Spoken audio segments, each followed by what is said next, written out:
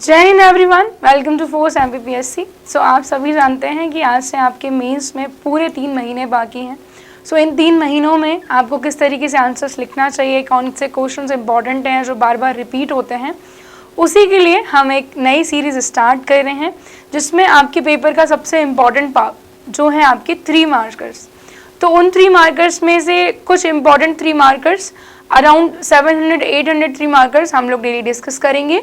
इसके अलावा आपको कैसे आंसर्स लिखना है ये भी क्लास में डिस्कशन आपके साथ किया जाएगा।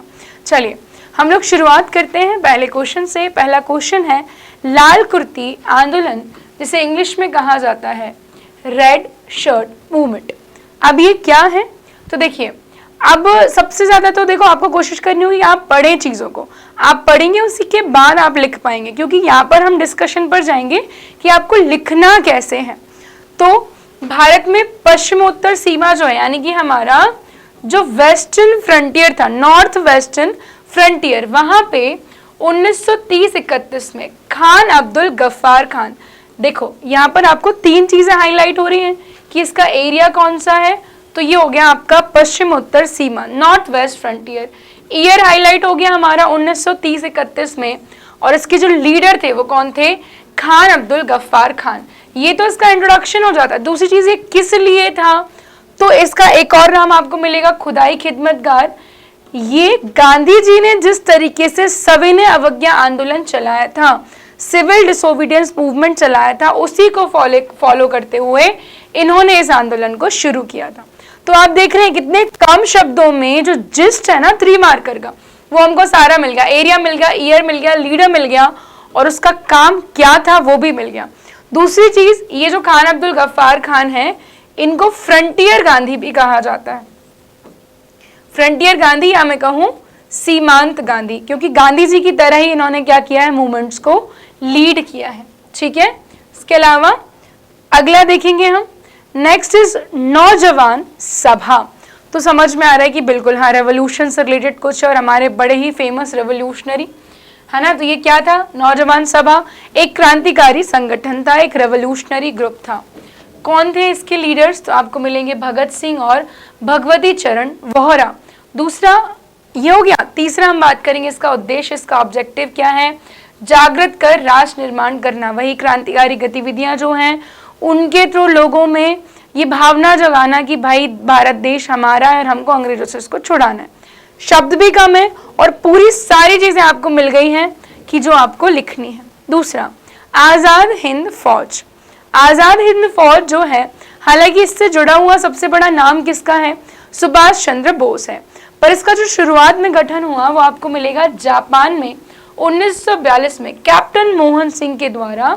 भारत की मुक्ति के लिए जो संघर्ष था उसके लिए इसका गठन किया गया इंडियन ये जो फोर्स है आपकी आजाद हिंद फौज। इसके अलावा आपको लेटर ऑन मिलेगा कि बाद में फिर जो सुभाष चंद्र बोस हैं वो जाते हैं, इसको ज्वाइन करते हैं, कैप्टन मोहन सिंह, रास बिहारी बोस, ये सारा कुछ। पर यहाँ पे कुछ पूछा ही नहीं है, सिंपली नाम लिख दिया, तो हमने लिख दिया भाई कहाँ पर? जापान में 1942 में कैप्टन मोहन सिंह। ठीक है, आगे देखते हैं, किस सत्याग्रह को दिल्ली चलो अभियान भी कहा जाता है?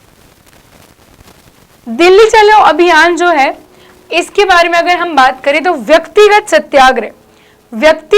सत्याग्रह जिसे कहा जाता है इंडिविजुअल सत्याग्रह। अब इसको सिंपली आपसे पूछ लिया किसको कहा जाता है, तो आपने लिख दिया इंडिविजुअल सत्याग्रह, व्यक्तिगत सत्याग्रह को ही क्या कहा जाता है? दिल्ली चलो आंदोलन भी।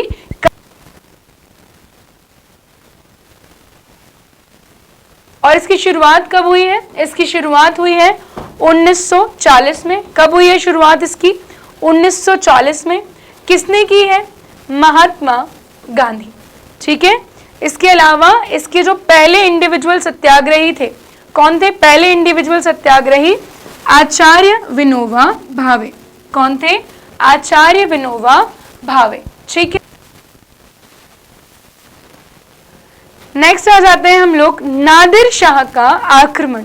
अब नादिर शाह के आक्रमण में क्या लिखना है? देखिए, जब भी कोई युद्ध हो, कोई आक्रमण हो, इन सब चीजों में आपको क्या फोकस करना है, क्या आपके की पॉइंट्स होना चाहिए? तो देखो, नादिर शाह आक्रमण था कहाँ का? फारस का, पर्शिया का। कब आया? 1793 में आया। अब इसने जब आक्रमण किया मुगलों पर किया, कौन था उस समय राजा? मोहम्मद शाह रंगीला। और यहाँ से क्या ले गया वो? कोहिनूर हीरा ले गया, जो कि तख्ते ताउस, जो पीकॉक जो उन्होंने बनाया था, जो थ्रोन था उसमें जो कोहिनूर लगा था, ये अपने साथ ले गया। तो भाई कहाँ से आया, कब आया, किस पर आक्रमण किया, ये 3 चीजें आपकी इंपॉर्टेंट होना चाहिए। तो ये हमारा आज का सेशन था। ऐसे ही रोज के सेशन के लिए जल्दी से सब्सक्राइब कर लीजिए फोर्स MPPSC के लिए। और अगर आप लोगों के कुछ भी डाउट्स हैं, आप कोई भी हेल्प चाहते हैं, तो आप डेफिनेटली कमेंट सेक्शन में आपके जो व्यूज हैं वो बता सकते हैं। जय हिंद एवरीवन।